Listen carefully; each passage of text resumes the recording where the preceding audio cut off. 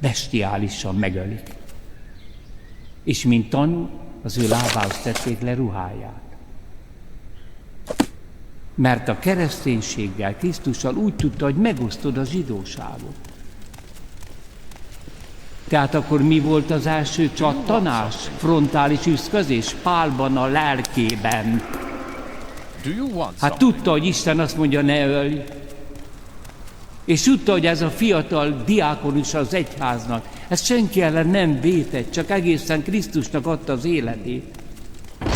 Vigyázzunk!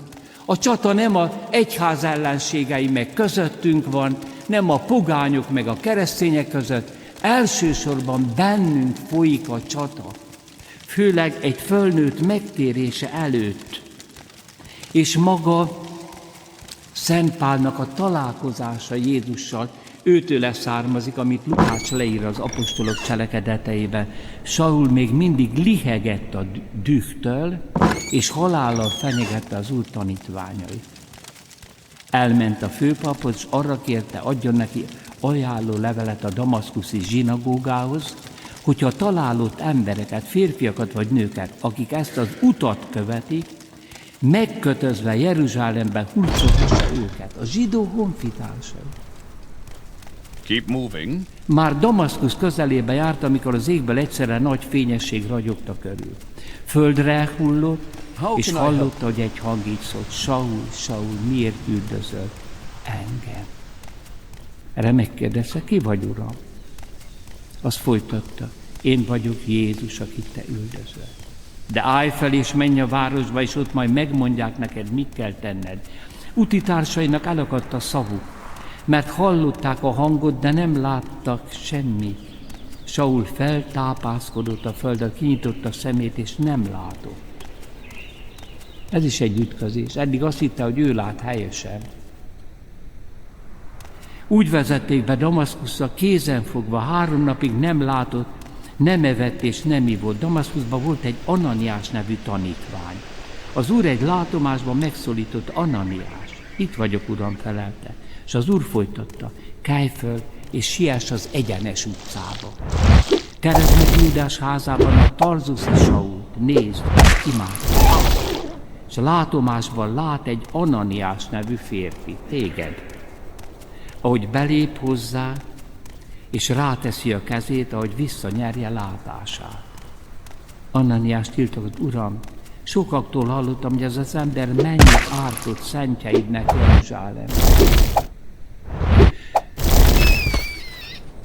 Ide pedig megbízatása van a főpapoktól, hogy bilincsbe verjen mindenkit, aki segítségül hívja nevedet. Az Úr azon beszválaszolta: menj csak, mert választott edényem ő.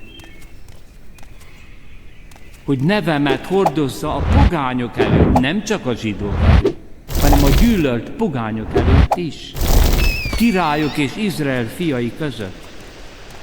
Megmutatom majd neki, mennyit kell nevemért szenvednie.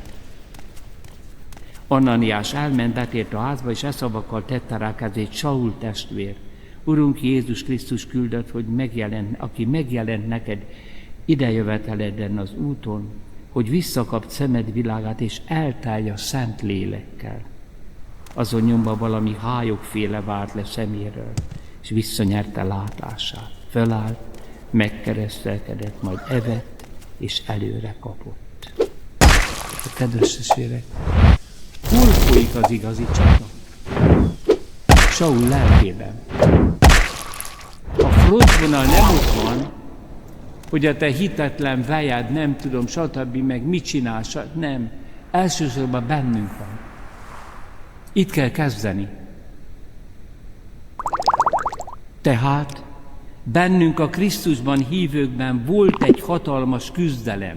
Ha felnőttként kértünk meg, akkor ez a küzdelem egy sajátos keresztség előtti küzdelem. De most már, hogy Krisztusé vagyunk, vajon csupán a még nem hívőkkel kell harcolni? Ők támadnak minket, nincsen belső támadás. Kedves testvérek, annyiszor ajánlottam, nem nagyon lehet már megkapni, az Ekklésia adta ki még a kommunizmus ideje alatt a konvertiták, a megtérők. Hát, ezek miatt Franciaország most ébred. A múlt században bizony írók, zsenik kaptak olyan kegyelmet, hogy máru hónapra Krisztus élette. És ők elmondják, hogy micsoda csata folyt bennük előtte. Milyen rettenetes hasadás a régi istentelen, Krisztus ellenes lélek és a Krisztus után esetleg vágyódó ember között. Kedves testvérek, mert bennünk maradt azért az átterelő bűnnek sok sebe. Tehát megmenekültünk, meg vagyunk keresztelve, üdvösségre vagyunk rendelve. De most, amit kaptunk, az Istennel való kapcsolatot, azt naponta nekünk bele kell ereszteni a kapcsolatainkba. Olyan nincs, hogy nem bocsátasz meg. Nem vagy keresztelni. Meg kell bocsátani. Nincs ilyen. Bele kell engedni az emberi kapcsolataiba. Meg kell szakítani a bűnös kapcsolatokat. Ha milliárdos vagy, a milliárdokhoz vér tapad. Ki kell osztani a vagyonodat. Nincs mese. Egyébként elkárhozó. Meg kell térnünk. Megkereszteltek bennünket, megmenekültünk. De ott vannak ezek a belső sebek, ezek a rossznak bizonyos kísértései, és hogy ez ellen nem küzdünk rossz hajlamaink ellen, a múlt bűneinek emlékei ellen, azoknak elkerülésével, a világnak a belénk szivárogtatott, mérgező ideológiái ellen, amellyel érzékenyítenek minket naponta, hogy a házasságtör is nem is bűn. Meg az LMBTQ, meg az összes többi. Állandóan folyik ez a mocsok bele a lelkünkbe, a fiatalok lelkébe. Tehát meg vagyunk mentve, de küszködnünk kell. Ki kell vennünk a részünket. Erről is nyíltan val Szent Pál, aki már egészen átadta magát Krisztusnak, mégis harcolnia kell. Mit ír az apostol a rómaiakhoz intézett levelébe, 7. fejezet? Magam a bűn rabja vagyok, hiszen nem azt teszem, amit akarok, amit szeretnék, hanem amit gyűlölök. De azt teszem, amit nem akarok, elismerem a törvényről, hogy jó, és valójában nem is én cselekszem, hanem a bennem lakó bűn. Kedves testvérek, hogy lehet, hogy valaki eljön egyszer karácsonykor a misére? Mondjuk hisz Krisztusban, és állandóan részegeskedik. Hát nem igaz, hogy akarja ezt.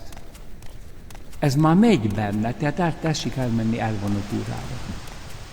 Azt szégyelli, hát a részegséget nem szégyelni? Tehát micsoda csata folyik bennünk, mindegyikünkben. A pletyka. Le kell róla szokni. Tudom ugyanis, hogy semmi jó nem lakik bennem, azaz a testemben. Ez nem a húst jelenti, hanem a önző énemben. Mert készen vagyok ugyan akarni a jót, de arra, hogy megtegyem, nem vagyok képes. Hiszen nem a jót teszem, amit akarok, hanem a rosszat, amit nem akarok. Ha pedig azt teszem, amit nem akarok, akkor nem is én cselekszem, hanem bennem lakó bűn. De engedem cselekedni, teszem hozzá. Így ezt a törvényt látom. Bár a jót szeretném tenni, a rosszra vagyok kész. A belső ember szerint Isten törvényében lelem örömömet, de tagjaimban más törvényt észlelek, és ez küzd értelmem törvény ellen, és tagjaimban levő bűn törvényének rabjává tesz. Én nyomorú. Kivált meg a halálra szánt testtől. Test megint nem a test életet jelent, az önzésünktől. Hála Istennek, Urunk Jézus Krisztus által. Értelmemmel tehát Istennek szolgálok, de a testemmel a bűn törvényének, de hála Istennek, Jézus ebben a küzdelemben is velem van. Kedves testvérek, az az öröm, hogy valaki megkapta a hitet. Ebben az örömben kell a harcot vívni most. Ez az eredeti frontvonal. Ez az a lelki harc. Az a farizeus katolikus és keresztény, aki erkölcsöt prédikál, de maga nem küzd a benne levő rossz ellen. Csatázik a külvilággal, de magába engedi, hogy működjön a külvilág, a bűn. Aki viszont gyónik, és mindig újra kezd, az hiteles, az nem farizeus. Aki misére jár, és komolyan veszi, hogy gyónma mindentől Istennek, és nektek, testvéreim, hogy sokszor és sokat vétkeztek, az nem farizeus. A farizeusok azok, akik tudják, hogy van bűn, nem tartanak bűnbánatot. És mit kell akkor tenni? Tagadják a bűnt. Tehát vagy a gyóntatószék, a bűnbánat, azt tesz hitelessé, vagy el kell ismerniük, hogy a bűn uralkodik rajtuk, de ez elviselhetetlen, ezért azt mondják, nincs is bűn. A 10 parancsolat le van szavazva, ilyen csúnyán mondom. Nem érdekel. Erre mondja József Attila, hogy ez elviselhetetlen, ez az ártatlanság. Ők nem bűnösek. Veszed észre? Micsoda kontraszttal. És ezért gyűlölik az egyházat, és a szentjeit és a vértanúit, nem a bűnös papokat és a bűnös híveket. Azokat nagyon jó, hogy jönnek, mert azt mondjuk, hogy az egész egyház ilyen. Nem igaz. Az egyház bűnbánatot. A világban meg nincs bűnbánat. Akkor hol van a szentség? Mikor volt egy napon olyan egyház, amely nem volt, mondta volna, hogy én igen, nagy vétkem. És ott vannak a vértanúink, ott vannak a szentjeink, ott van egy kis Carlo Acutis, ez a kis kamasz, aki tisztán élt, aki ragyogó